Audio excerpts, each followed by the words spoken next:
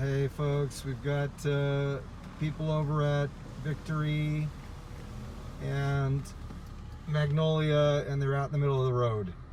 Okay folks, this is Cahuenga, Magnolia, and I've been beating this drum for a really long time about how how there's a meth and heroin camp up here. Of course, you know, I get these nasty comments, you know, you're heartless and you don't understand. And I'm like, no, I do understand. I was homeless at 16 and lived in South Central LA. I do understand. We're heading towards becoming South Central LA here, okay? Where the economy is driven by drugs. You know, all of us could get together. I'm talking about every citizen in Burbank could get together and, you know, join in the fight against narcotics. And we wouldn't even put a single dent in all the drugs that are coming into our community. And if you think I'm kidding, go to the Burbank Police Department website and just check it out, and you'll see all of the arrest after arrest, meth pipe, narcotics paraphernalia, people slumped over the wheel of their car. We're about to pull up to the meth and RV camp here, right outside of town. We are right outside of Burbank. And I'm gonna pull up here and it'll show you where all of these unsheltered homeless are coming from. Yesterday I saw the dancing man, just call him the dancer. And the dancer is a brand new guy. I've never seen him before. Clearly, he's high on something. Please don't jump up and say, mental illness. No, the mental illness comes from meth abuse. The psychotic breaks come from these wax cartridges, 90% THC. Anything to do with psychotic breaks and mental illness is all drug related. Don't kid yourself and say that you're the expert on that because you saw a meme somewhere. What you need to do is just study the arrest reports, talk to psychiatrists, talk to ER doctors. I've spoken to all those people, ER doctors. You know, talk to judges. So I've talked to all these people, and it's become clear to me that, you know, the number one cause of property crimes in Burbank is meth addiction. So here's oh my God, it's now even bigger. This is the side street. You've got all these RVs here. People are just camping out, and these are not local people that grew up in North Hollywood. These are people who drove in because they want to come and panhandle in Burbank. If you don't believe me, look at the arrest records. One arrest after another for people from North Hollywood. You wonder why it's always people from North Hollywood? Because they're coming from these RV camps. This is a guy from Texas. He's come here to camp out here, and these folks are coming into Burbank and they're doing no good. Look at this. It's a city, okay?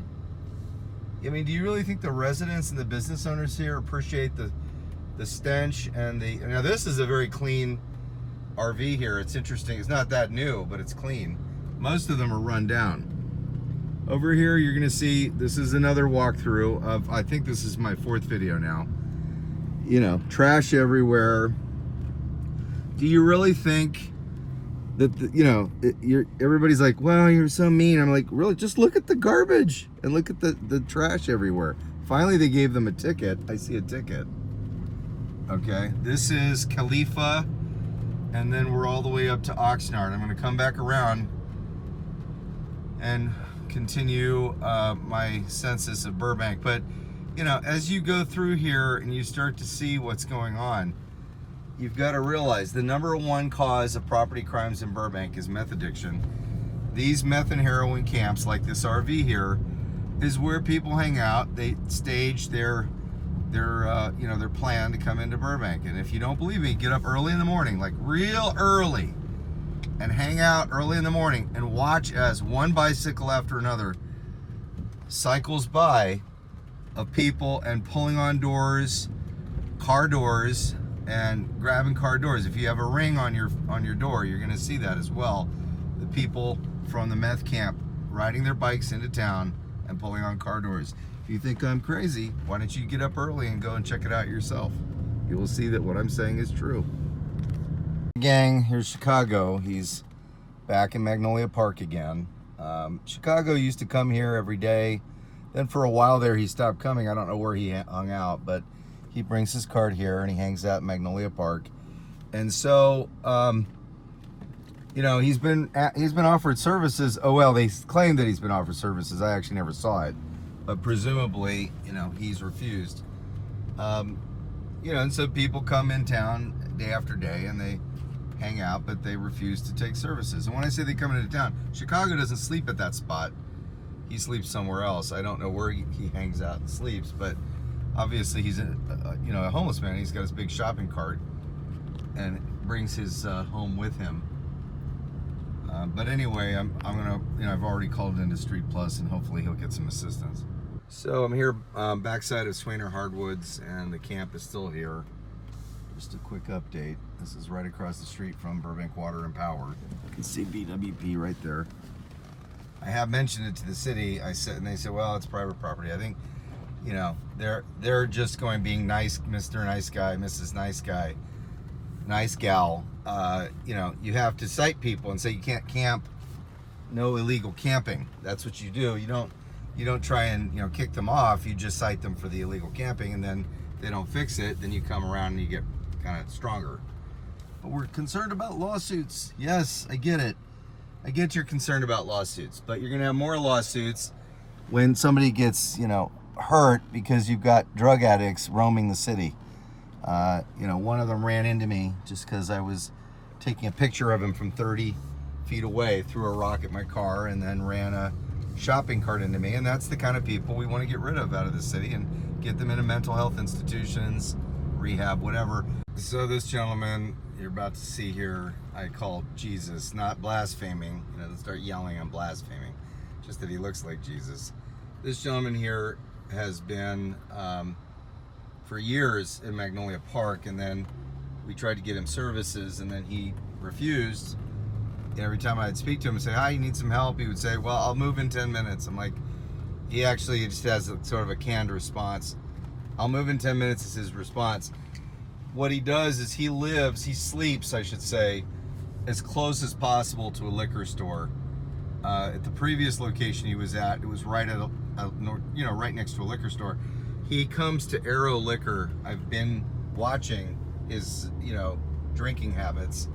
He'll stop by Arrow Liquor and then go back to the Ralph's. But he used to camp out at the Ralph's. He used to camp out at Chance Vintage, but then he stopped because we called for service. He never accepted service for some reason. I don't know why. But you can find Jesus, you know, the honorary Jesus, or we'll call him, you know, homeless Jesus. I don't know. Here's a guy who just walks out in the middle of the road. Doesn't even look to see if anybody's coming. People want to die. It's amazing. People want to die. So that was it for all the homeless folks that we found. There weren't that many today. Probably because Street Plus is doing their job. I don't know. Can't say, because nobody will tell me whether or not they actually got help for anybody. It's a big secret, but we have huge award shows and back patting and chest pounding at every city council meeting. It's like an hour of gratitudes and thank yous. But when I asked for a simple, hi, could you let me know if all the work I'm doing, calling in homeless, you know, assisting with the homeless would help? No, I'm not even getting paid. Measure H, nothing. Nobody gives me any money. They just steal my money, and then when I tell, hey, can I get a little update? It's like, well, you know, you're kind of bothering us. Then it doesn't sound like that exactly, but it's worded like that in a sort of nice way. It's like, yeah, you know, we're kind of busy doing all the other things we have to do. I'm like, you know, everybody claims that homelessness is like our #1 crisis right now, and yet when I asked for a simple question, is there like any feedback loop? Are people getting assisted? Any of the people I call in getting helped? It's like, you know, go away, you bother me, little kid. Dennis the Menace, you bother me. Bother somebody else. I'm like, yeah, well, I'll bother somebody else with my millions of dollars and paid taxes, okay? It's, you know, it's one of those things where I'm like, hello, can I just at least know if there were successes? You know, you tell me all the people at the city who are doing such a great job. I'm like, If they're doing such a great job, great. That's why they have a job. It's like nice. It's nice that you're doing a great job. How about telling me if the homeless people in our community are actually getting into shelter? Well, we got 100 in. I'm like, well, considering that, you know, the county took $9 million for, that's $30,000 per person. You'd think that they could at least publish some page or something of the 100 names and say, here are the people that we assisted and what happened. I really doubt that, in my opinion, I really doubt that they needed the $9 million at the county, or that the city actually has somebody roaming around like me looking for unsheltered homeless people. I just think they wait till people like me call it in. There's no it's all reactive, not proactive.